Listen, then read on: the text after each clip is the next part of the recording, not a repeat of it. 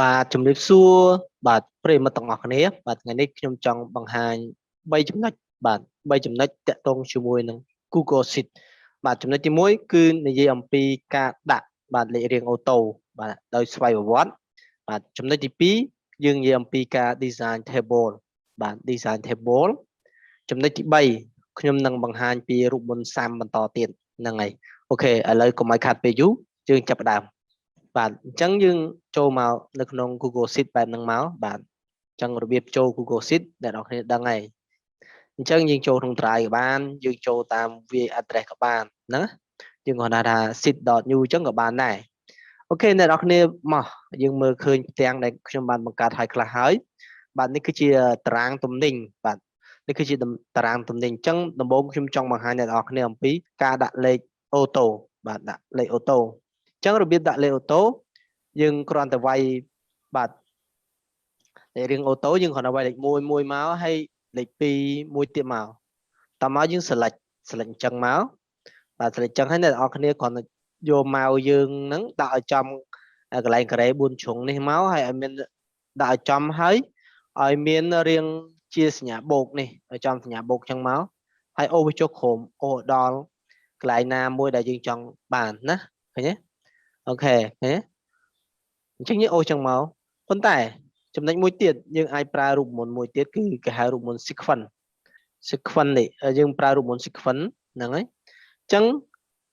ប៉ុន្តែយើងត្រូវដឹងចំនួនច្បាស់លាស់របស់យើងតើរូបយើងត្រូវចង់បានប្រមាណ row ប្រមាណ column យល់ទេ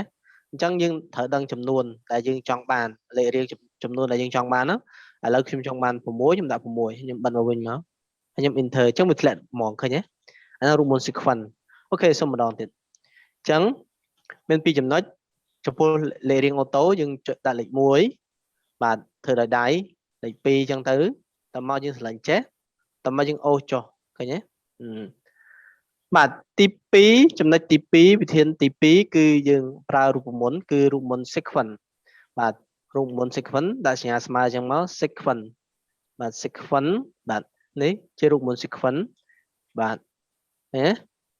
បាទតមកយើងត្រូវចង់ដឹងថាតើយើងចង់បានប្រមាណលេខលេខរៀងយើងប្រមាណ25ដាក់25 30ដាក់30ហើយលោកគ្រូដាក់10បាទចេញមកគឺវា10ឃើញទេវាធ្លាក់មក10ឃើញទេ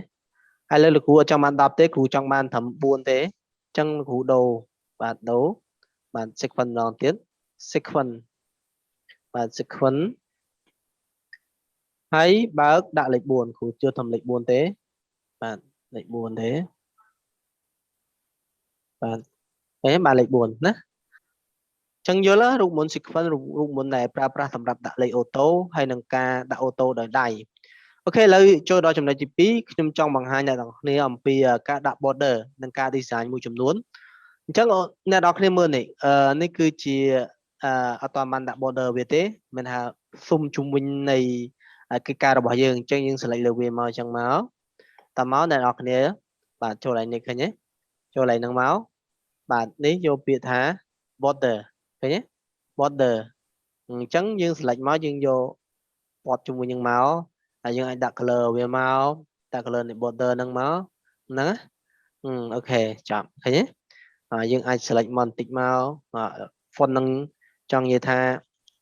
font ហ្នឹងយើងអត់ជួយចិត្តយើងដូរ font មកបាទដូរ font មកយើងទៅជា font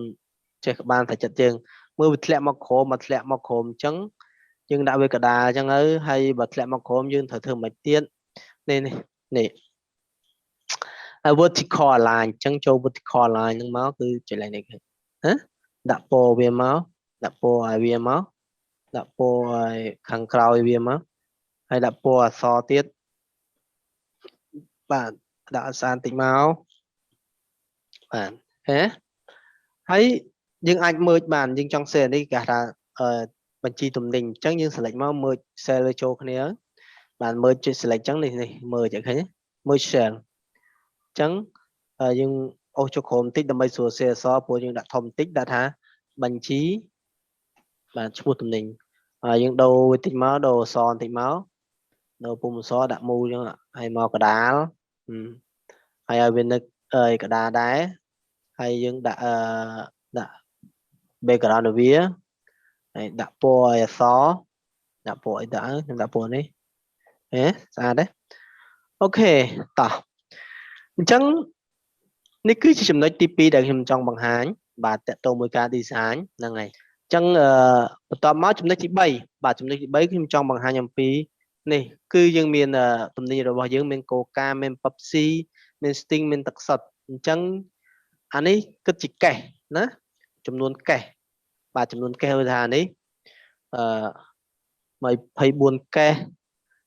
ស30កេស40កេស50កេសចឹងទៅប៉ុន្តែខ្ញុំចង់ឲ្យវាចេញកេសខាងចុងនេះបើយើងវាយទៅបាក់វាយយល់ហើយអញ្ចឹងយើងវាយក៏បានដែរបើវាយូរអញ្ចឹងយើងselect លើវិញអញ្ចឹងមកដើម្បីចេញកេសបាទຂະຫນាត់កេសតមកអ្នកនរគ្នាចូល format បាទ format ហើយអ្នកនរគ្នាចូល number បាទ number ហើយអ្នកនរគ្នាចូលmore នេះ more format បាទ more format ណាតមកអ្នកនរគ្នាចូល custom number format ណាបាទតមកអ្នកនរគ្នាបាទយើងចុចលេខណាមួយមកចុចលើនេះមួយមកហើយបន្តមកបាទយើងបើកធ្មេញកដោបាទបើកធ្មេញកដោហើយបើកធ្មេញកដោអញ្ចឹងណាហើយដាក់ថាកេសបាទកេសហើយបិទធ្មេញកដោវិញមកហើយ apply ចេញកេសអស់ឃើញទេដាក់មកកដាលស្អាតឃើញទេមកនឹងកេសដល់ពេលមួយកេសនេះតម្លៃប្រហែលមួយកេសតម្លៃប្រហែលនេះតម្លៃមួយកេសបាទតម្លៃក្នុងមួយកេសអញ្ចឹងយើងដាក់មកមួយកេស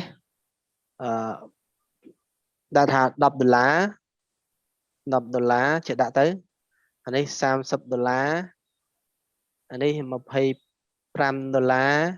អានេះ$24ចឹងទៅតមកខ្ញុំទៅ format ចឹងទៀតបាទខ្ញុំចូល select ទាំងអស់ចឹងហើយខ្ញុំ format ហើយយើងចូល number បាទចូល number ចូល number ហើយយើងចូល format បាទ format more format ហ្នឹងហើយយក custom number format តអូខេឥឡូវខ្ញុំចាប់ដើមចុចកន្លែងណាមួយខ្ញុំដាក់$បាទដាក់ថា$អាយ៉ា$នេះបាទ$សញ្ញា$យើងមិនដាក់សញ្ញា quote ទេយើងដាក់ក៏បានដែរបន្តមកខ្ញុំចាប់ដើមសរុបអញ្ចឹងខ្ញុំសរុបខ្ញុំប្រើរូបមន្តសាំស្មើបាទស្មើសាំឃើញទេបាទអញ្ចឹងយើង select ពីលើចុងក្រោមមកប៉ុន្តែក្នុង Google Sheet នេះគឺល្អមែនតើគឺវា select ដោយ auto ឃើញទេវា select ដោយ auto គឺល្អមែនតើហ្មងអញ្ចឹងយើងមិន select ដាក់មកគឺបានឃើញទេចេញកេសឃើញទេបាទអានេះគឺចឹងដែរសាំបាទឃើញទេអាយ៉ាវាយខុសបាទសាំឃើញទេ select ដោយ auto អញ្ចឹងយើងមិន select ទេឃើញទេស្រួលមែនតើទីពិតយើង select បើក្នុង Excel យើង select យកហ្មងប៉ុន្តែក្នុង Google Sheet គឺវាគឺមាន function មួយគឺ auto បែបអញ្ចឹងឃើញទេ function វាល្អមែនតើបាទហើយយើងធ្វើ design ទៀតមកបាទយើងធ្វើ design ទៀតមកហើយយើងចង់ design មិនក៏បានតែចិត្តយើងអញ្ចឹងខ្ញុំដាក់មកខ្ញុំមិនដាក់ border ខ្ញុំដាក់ស៊ូមវាស្អាតដាក់ពណ៌ពណ៌នេះមកហើយដាក់ background ឲ្យវាបាទអូខេអរគុណច្រើនសម្រាប់ចំណុចមួយនេះបាទល្អណាស់បាទអញ្ចឹងក្នុង clip video នេះខ្ញុំមានចំណុច3ទី1ដាក់លេខ auto ទី2យើង design table ទី3យើងធ្វើការសាំហ្នឹងហើយអរគុណច្រើនជួបគ្នានៅវគ្គក្រោយទៀត